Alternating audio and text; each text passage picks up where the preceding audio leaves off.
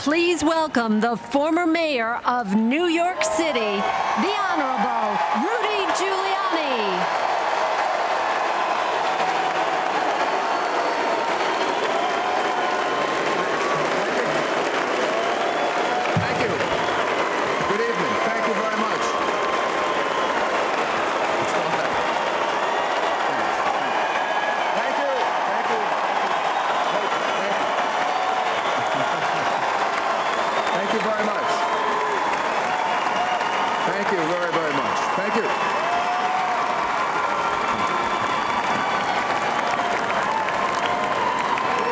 Thank you very much and good evening.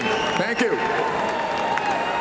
Almost exactly 1 year ago today, during a presidential debate in Durham, New Hampshire, I said that if I weren't running for president, I'd be supporting John McCain. Well, I'm not running for president, and I do support John McCain.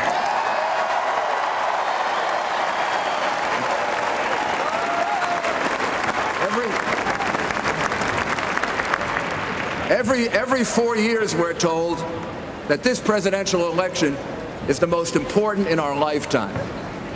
This year, with what's at stake, 2008 is the most important election in our lifetime, and we better get it right.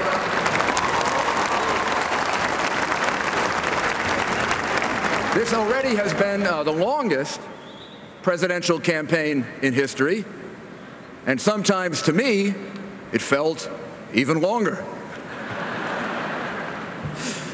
The American people realize this election represents a turning point. It's a decision to follow one path or the other. We, the people, the citizens of the United States, get to decide our next president. Not the left-wing media, not Hollywood celebrities, not anyone else, but the people of America.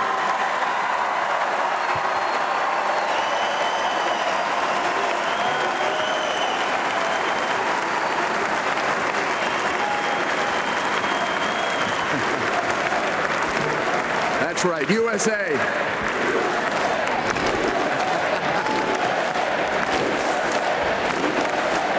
Thank you. Thank you. To those Americans who still feel torn in this election, I'd like to suggest one way to think about this to help make a choice in 2008. Think about it this way.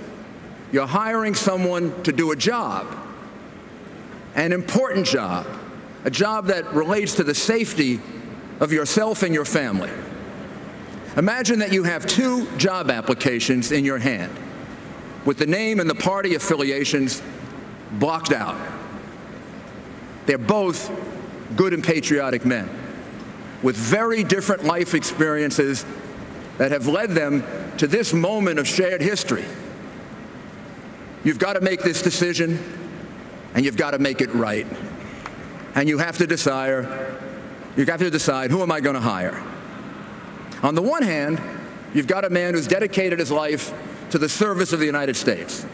He's been tested time and again by crisis. He has passed every test.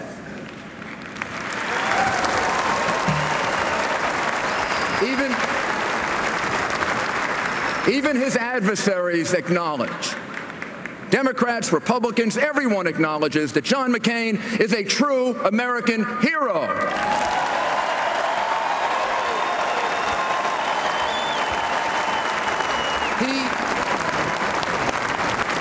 He loves America as we all do, but he has sacrificed for it as few do.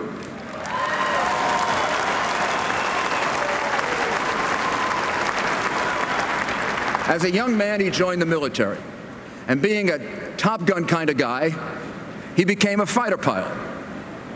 He was on a mission over Hanoi when his plane was shot down.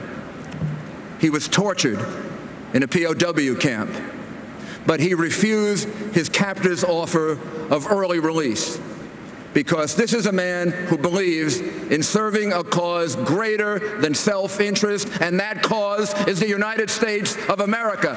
America comes first.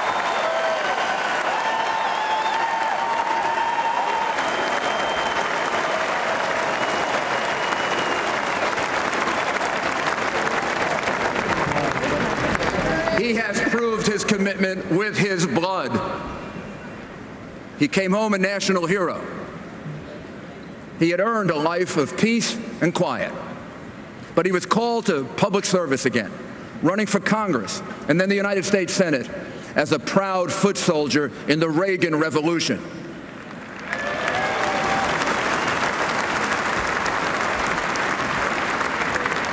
His principled independence never wavered. He stood up to special interest. He fought for fiscal discipline and ethics reform and a strong national defense. That's the one choice. That's the one man. On the other hand, you have a resume from a gifted man with an Ivy League education. He worked as a community organizer. What?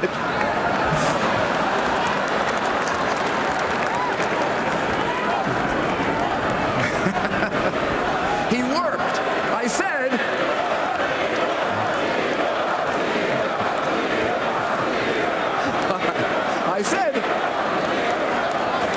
okay. Maybe this is the first problem on the resume. He worked as a community organizer. He immersed himself in Chicago machine politics.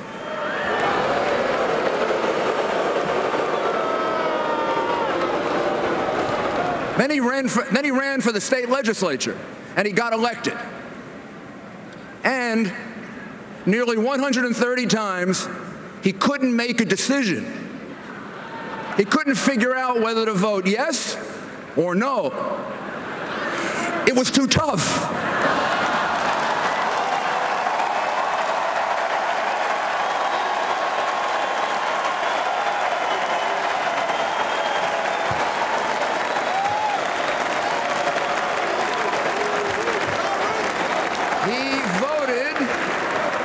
He voted present.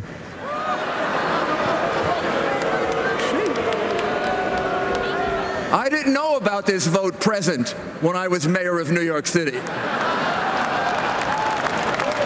Sarah Palin didn't have this vote present when she was mayor or governor. You don't get present. Doesn't work in an executive job. For President of the United States, it's not good enough to be present. You have to make a decision.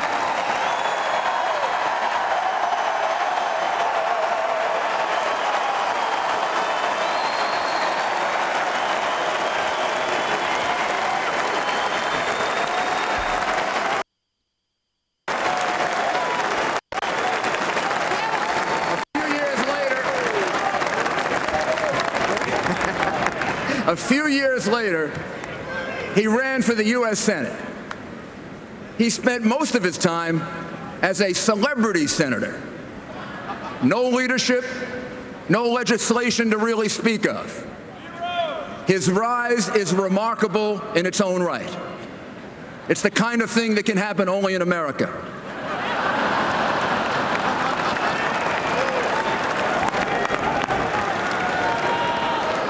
But he's never run a city, he's never run a state, he's never run a business, he's never run a military unit, he's never had to lead people in crisis.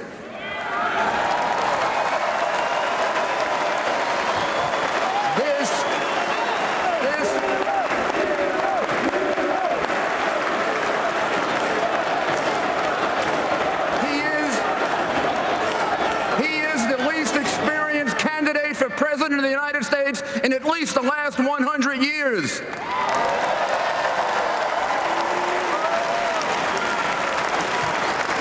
Not a personal attack, a statement of fact. Barack Obama has never led anything, nothing, nada.